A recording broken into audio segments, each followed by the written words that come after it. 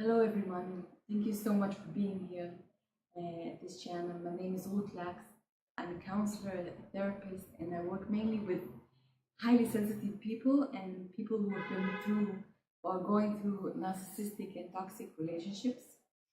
And today I want to talk about something that comes up a lot in my clinic, and this week I just saw it everywhere I went with my clients, and that is the question of how do you know if the person you're dealing with is a covert narcissist or a highly functioning autist, what used to be called Asperger syndrome.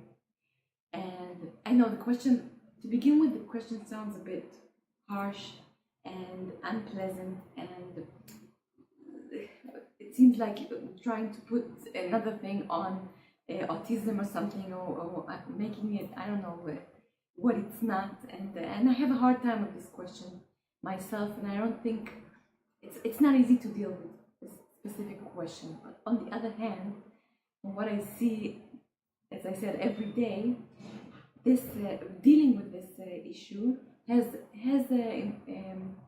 many repercussions, I think you say, on how people go through divorces, how people go through breaking up relationships, how they go through dealing with a difficult boss, everything and anything that has to do with the difficult relationships and how to handle them. This question has to do with what you see is standing in front of you and how you go about dealing with it. And I'll try to elaborate a bit more. As I think many people by now know, covert narcissism is the kind of narcissism that is not something that we used to think of narcissism as. When we used to think about narcissism as somebody who's very arrogant and think everything has to be his way and very loud and very show-off kind of person, that is what we call today the grandiose narcissist, and that's a whole different game. Even though many traits are common to all kinds of narcissists, still the grandiose narcissist is what we used to think of when we said the word narcissist.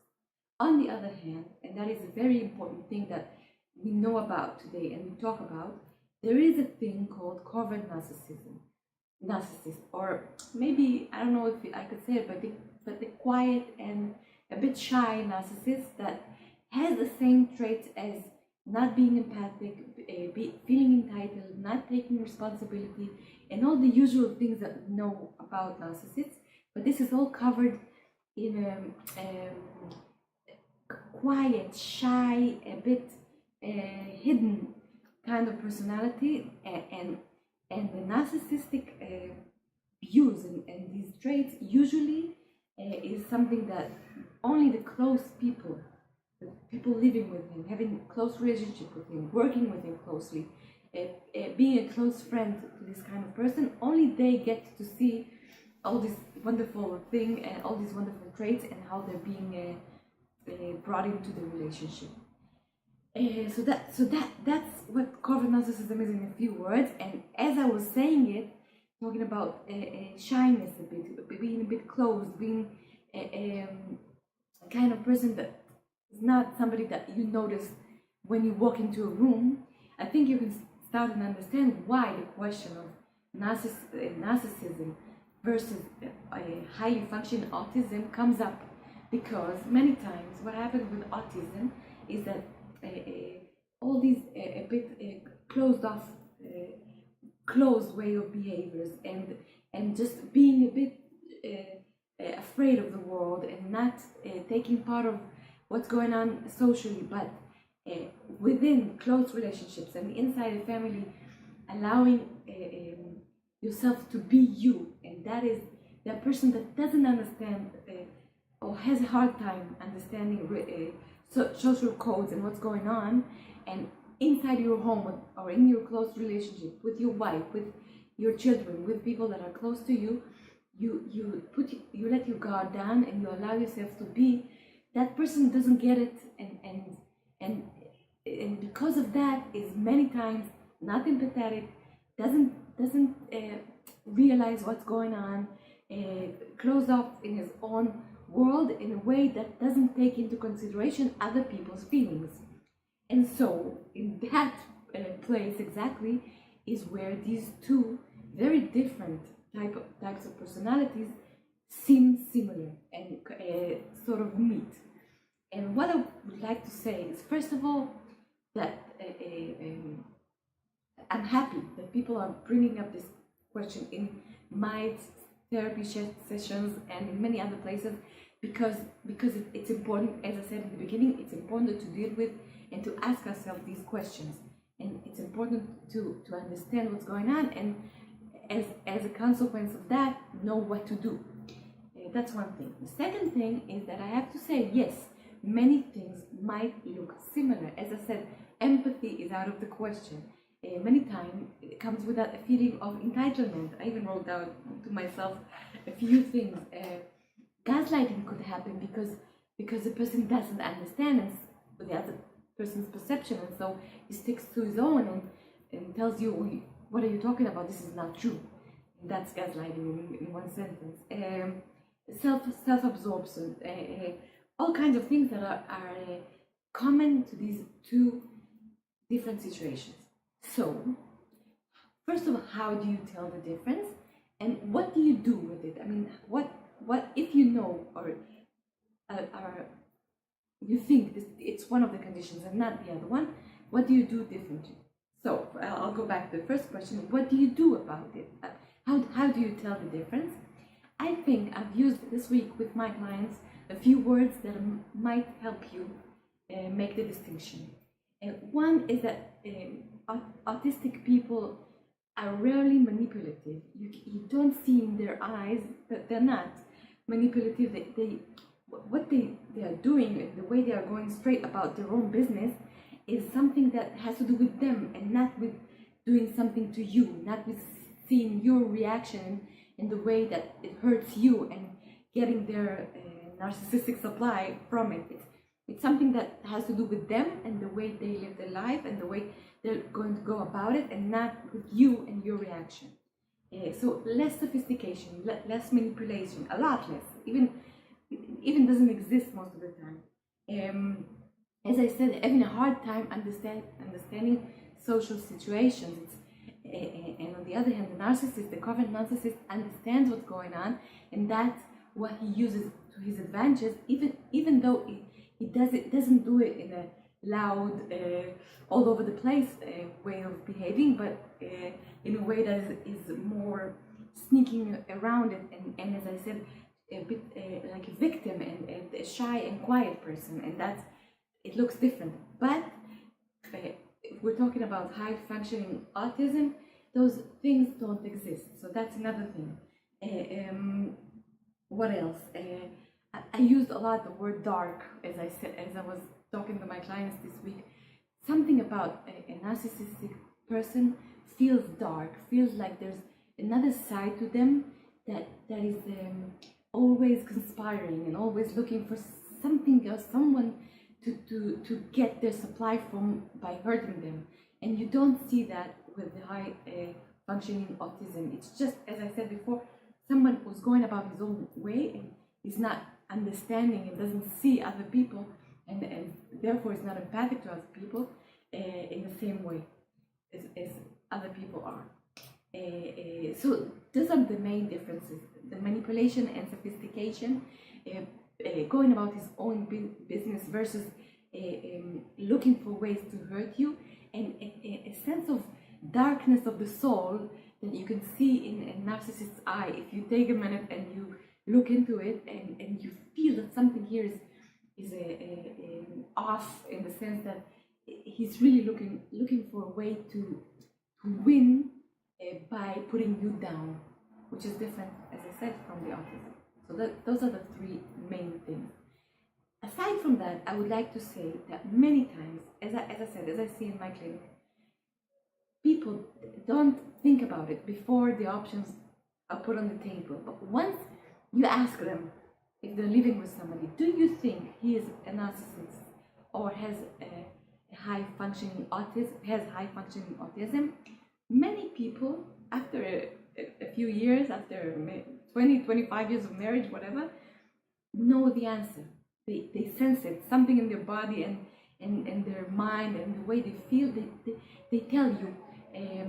I even have clients that thought that they're dealing with a narcissist, and once we were starting to talk about autism and what it is, what it looks like, and how it could come about in their relationship, said suddenly, like, stopped the conversation and said, okay, you know what, this is it, it's different. I knew it in my gut, but I couldn't put my finger on it, and now I know. And that's another thing, besides all the things that I said before and are very important, of course. You know, many times, if you just look into it and look into yourself and the way you feel, many times you would know. And that's another thing that you should pay close attention to. And after having said all of that, the next question that I want to ask is, okay, so I figured out it's this one or this one. I'm thinking my wife, my husband, my friend, my boss, my colleague is a covert narcissist or is a highly functioning autist. What do I do now?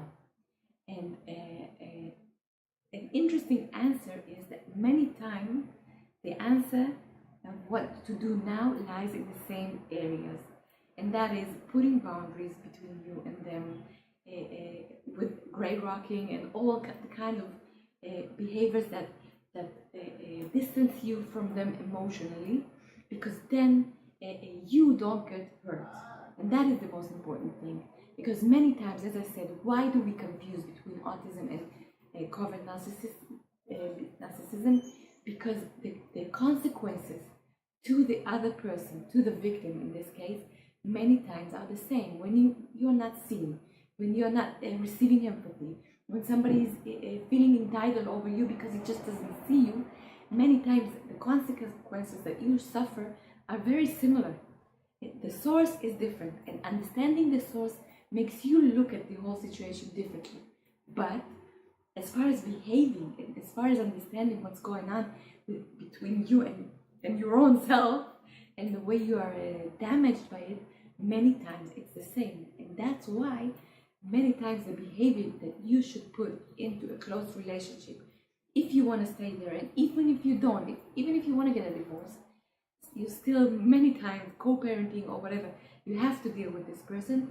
Putting boundaries, gray rocking, and understanding and not to expect empathy are very, very important on both cases. What is the difference? The difference is in understanding where this behavior is coming from. And I think many times when it's a narcissistic behavior, we tend to be more angry, and when it's an autistic behavior, we tend to be more compassionate. I have to say it the way it is, even though if you look into life stories of narcissists, you could be compassionate also. I'm not saying that you should, but definitely not if you're the victim. But it's many times it comes from a long history of long family history or whatever. But still, somebody who understands what's going on and choosing or not choosing, that's a big question about the narcissist. But anyway, knows what's going on and he's hurting you through manipulation and he knows what he's doing. Yes, that's something that makes you angry more than compassionate. And with autism and the way that person behaves, and understanding that he really doesn't understand what he's doing most of the time, not because he's stupid or anything, not at all. I don't want anything like that, anything of what I'm saying to sound like that, not at all, because that's part of what autism is, and that's fine.